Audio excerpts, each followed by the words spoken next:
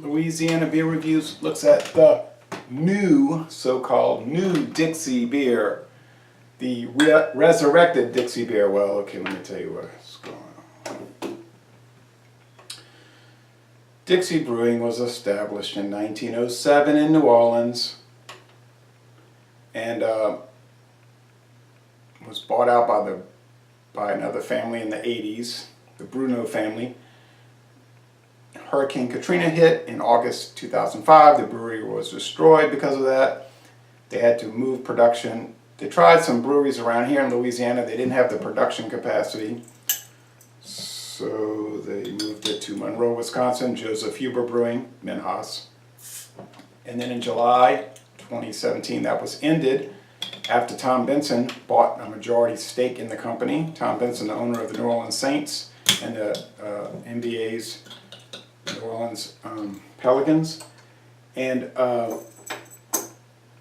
they moved production lower along the river to Memphis, Tennessee. Same company. Oh, I'm sorry. Same type of company. They went from Minhas to City Brewing. Oh boy. Now, I don't have a Dixie glass. I broke my beautiful Dixie glass, cracked it washing dishes, so I have this Schlitz. I picked Schlitz for a reason.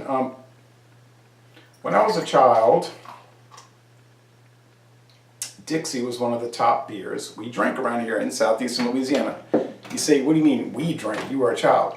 Well, I mean, if they had a barbecue, a crawfish boil, a crab boil, I would sip from my parents' bottles and cans, usually bottles.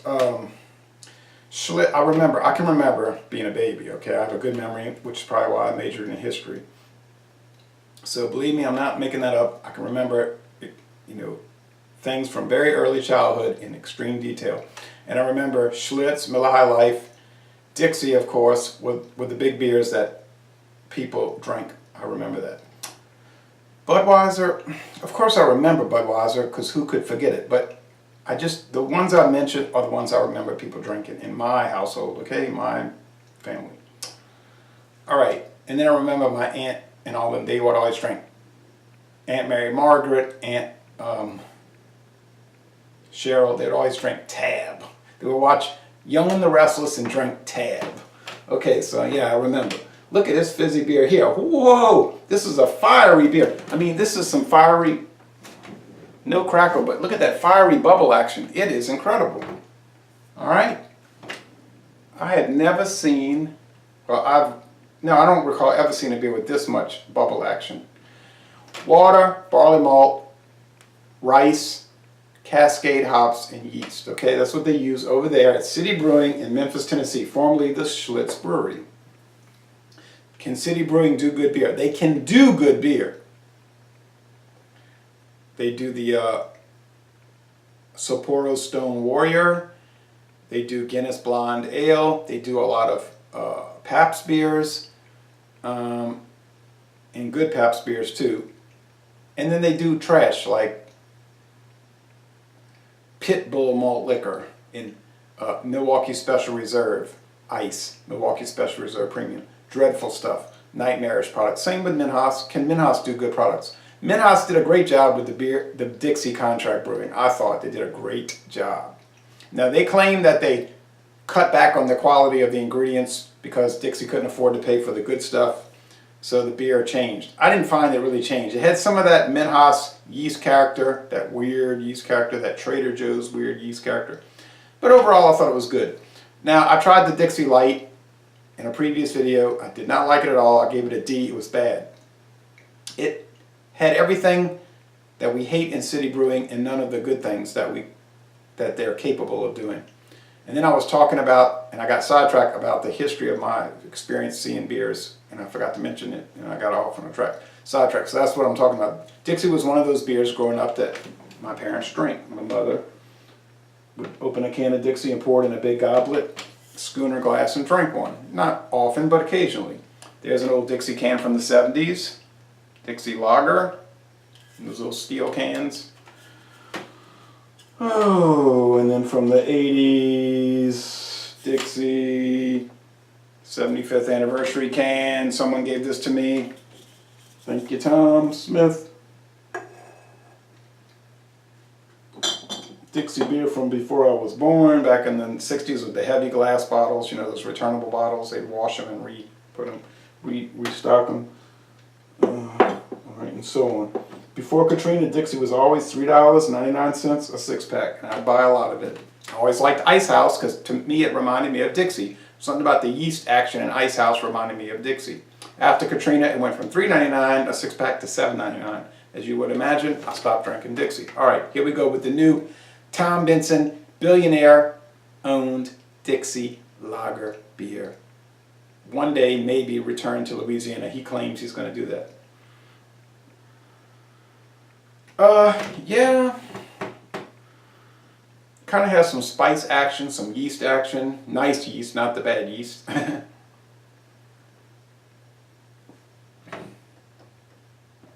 My grandfather always would drink it. The one in the New Orleans area, who died last year at the age of 96.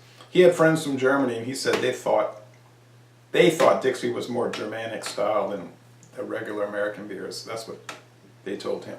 Nice lacing.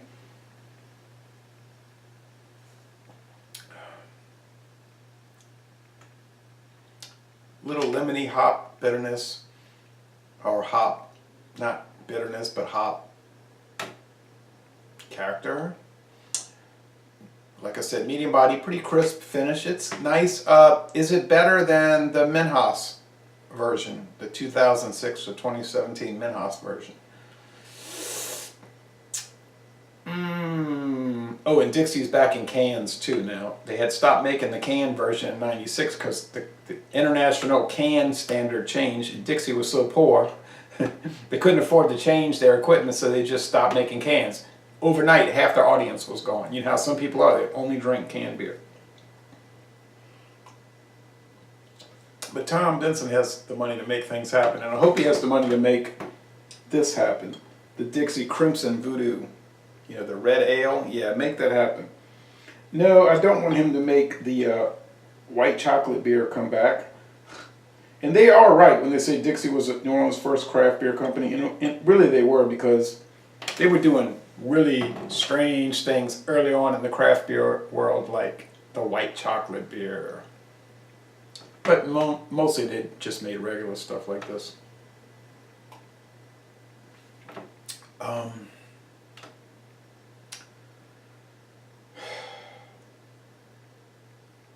Is it better than the Minhas version? Well, it does kind of taste like the pre-Hurricane Katrina Dixie. But I remember that version having a much more roastier, or maybe perhaps I should say toastier, like the toasted bread crust taste. This one seems dull. 4.6, yeah, I remember it was 4.6 back then. But now, it kind of reminds me of Milwaukee's Best Premium. So, I can get that at Walmart, a 30-pack for what, $15.90 something? 30-pack now, $15.90 something. Dixie is $12.90 something for a 12-pack. Guess which one I'll be picking. Hey, well, you know what? I wish them all the best. What can I say? You know, it's an iconic brand for New Orleans, for southeastern Louisiana. But on the other hand, it's not my job to keep companies in business, okay? I used to fret over that, like, oh, if I don't go to this restaurant, it's going to go under. Now I'm thinking, it's not my job to keep a restaurant open. And me going once or twice a year isn't going to make a difference. So it's like, if they fail, that's on them. If this fails, that's on them. I'm sorry, okay? I'm not attached to any beer companies. I don't care what people say. You're always talking good about Budweiser, Anheuser-Busch. You must be in their pocket. If I was in their pocket, believe me, I would have 2 or 3 Anheuser-Busch beer posts daily instead of 2 or 3 a week. I'm not in their pocket. But AB InBev, and we can arrange that. Otherwise, I'm out here flying solo, calling it as I see it. This is okay. Is it as good as Milwaukee's Best Premium, which is 4.8?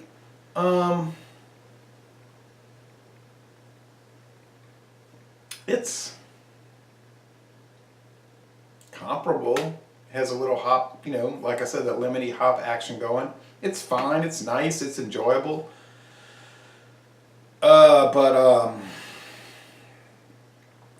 What's the downside? Nothing in the taste, nothing in the body, nothing in the finish. I mean, it's fine. Okay, it's fine. All right. The light beer was dreadful. This one's fine. I'm looking forward to the Black and Voodoo.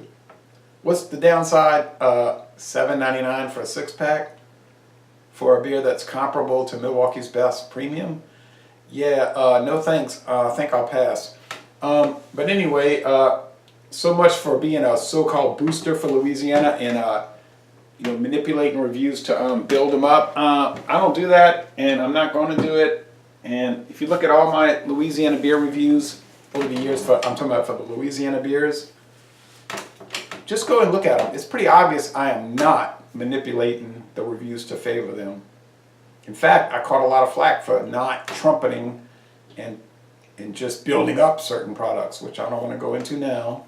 All right, so I'll give it it's a B. It's good. And I might have scored Milwaukee's Best Premium higher than that. But I mean, yeah, it's like a good beer. Yeah, B, 85, good. Y'all come on. So, laissez les bon temps relais. Y'all come on down to Louisiana.